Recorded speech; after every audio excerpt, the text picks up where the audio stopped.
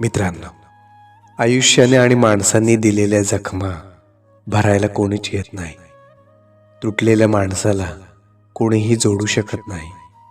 स्वतःच स्वतःचा आधार व्हावं लागतं.